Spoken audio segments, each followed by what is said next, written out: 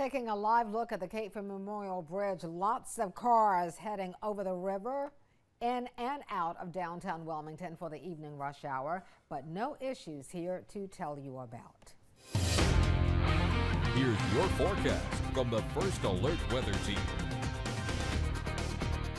Well, it looks like as we move forward, seasonably hot temperatures and a decent amount of thunderstorm activity over the next few days will give way to an even hotter and probably somewhat drier weather pattern as we head into next week. Let's take a look at the large scale pattern. Again, we're kind of that time of year where some of the changes are rather subtle, but this can still give you a clue of what we're expecting here. You can see some of the hotter colors right here in the maroon color there off of the coast. And notice here as we head into next week, we're going to see that maroon color spread a bit into coastal sections of the area, particularly as we head into next week. We're going to really be talking about temperatures kind of blowing up here, especially towards the end of next week. High temperatures probably soaring well into the 90s, and we could be talking about potentially our first heat advisory of the summer, possibly by Wednesday or Thursday. We'll be monitoring that. That could turn out to be our next first alert weather day when we have those first taste of those really hot summer temperatures. That is likely to occur as we head into next week. And also with the return of those hotter temperatures, probably less in the way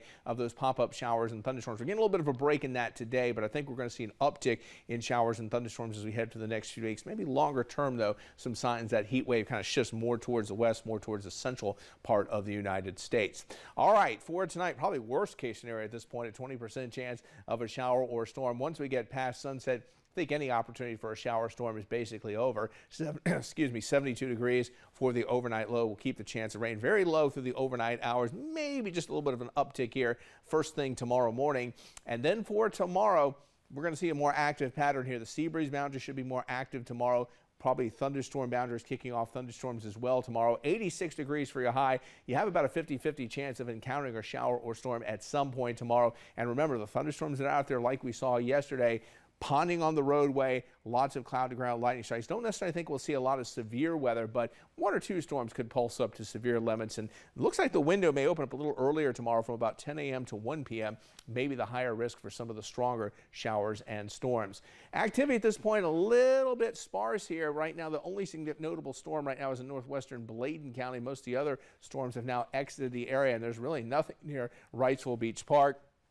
But again, you can see that sea breeze boundary right there kind of lighting up earlier this afternoon. There's the sea breeze boundary right there, and that's kicking off a few storms. But also note the sea breeze boundary moving away from our area, and that's about the only thing that could really kick off a shower or storm. Most of the activity inland here as we head towards 7 p.m. on our hour-by-hour forecast model.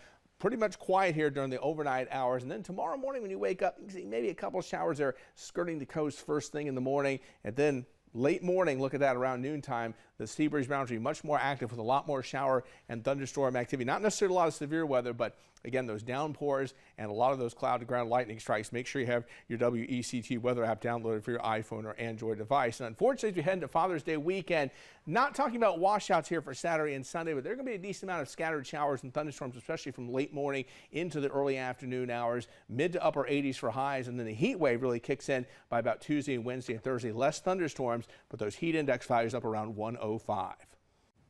Tonight, U.S. Marines remain stationed just out